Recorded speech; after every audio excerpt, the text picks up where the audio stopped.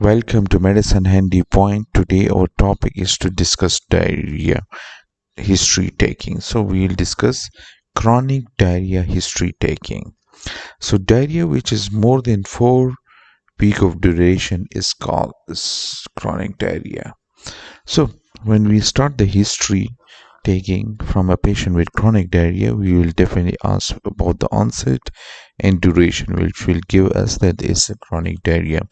Then in the history, you further explore the nature of the diarrhea. So specifically ask about how many bowel movements per day. Then ask about consistency, like whether the stool is watery or semi-solid, or there is a blood in it or not.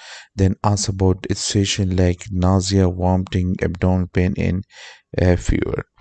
Then ask about specifically about nocturnal awakening due to diarrhea. If there is a nocturnal awakening due to diarrhea, that means there is definitely some underlying pathology present. Ask about a relationship to the food intake and the effect of fasting on the diarrhea. A patient with secretory diarrhea will have no effect due to fasting, while the patient is having osmotic diarrhea will have uh, have no diarrhea after the patient is starving or fasting. Then we move on to the etiologies. So before proceeding to etiology, we need to discuss types of chronic diarrhea. One is secretory diarrhea. It is actually large volume watery diarrhea unaffected by fasting. Examples are lipoma, carcinoid syndrome, gastrinoma. These can cause large volume watery diarrhea and fasting will have no effect on it. Then is the osmotic diarrhea.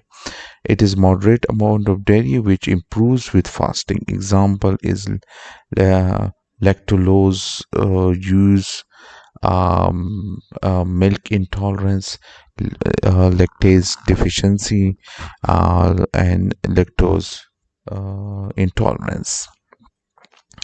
Uh, so they will not be able to tolerate milk. Malabsorption, so it will be the passage of the pale, greasy, foul smelling stool, which will be difficult to flush. Important.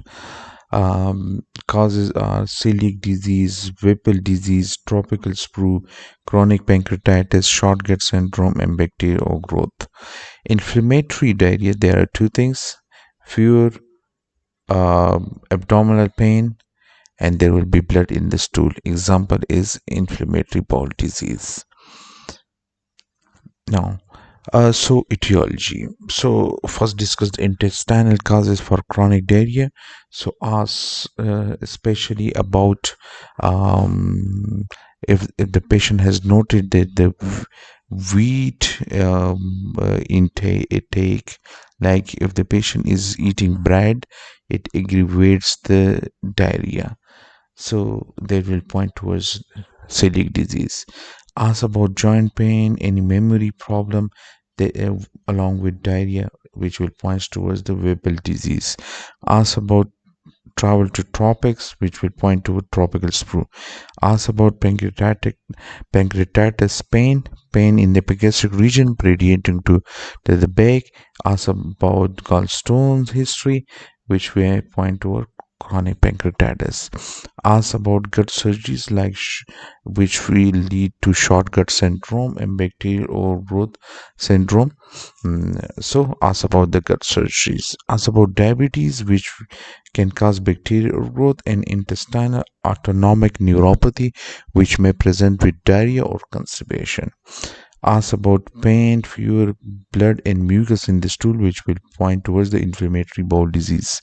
Ask about epigastric discomfort, which is at least for 12 weeks in the last 6 months, is associated with change in frequency or consistency of the stool and improvement with the bowel movement, which will point toward IBS.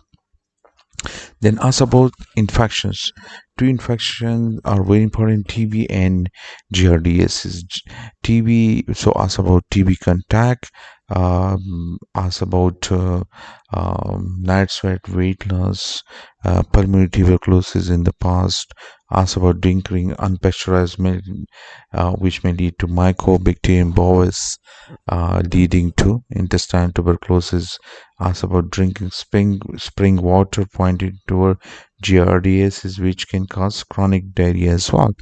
Ask about endocrine disorders like diabetes, we discussed, causes autonomic neuropathies. Ask about hyperthyroidism, which also can cause diarrhea, and Addison disease also causes diarrhea. So ask about Addison disease, like ask any weakness in the limbs, change in skin coloration, and abdominal pain, and diarrhea. Then ask about surgery. So bariatric surgery, like remove partial gastrectomy, can lead to diarrhea. Cholecystectomy and ileal resection can cause diarrhea by decrease the absorption of bile salts in the terminal ileum, and which can lead to chronic diarrhea. Also about drugs, like antibiotic can cause diarrhea, metformin, ACE inhibitor, NSAID, statin, PPI, SSRI, and laxative. They all can cause chronic diarrhea. So ask specifically about the drug history. I hope you like the video, and thank you, and please subscribe to the channel.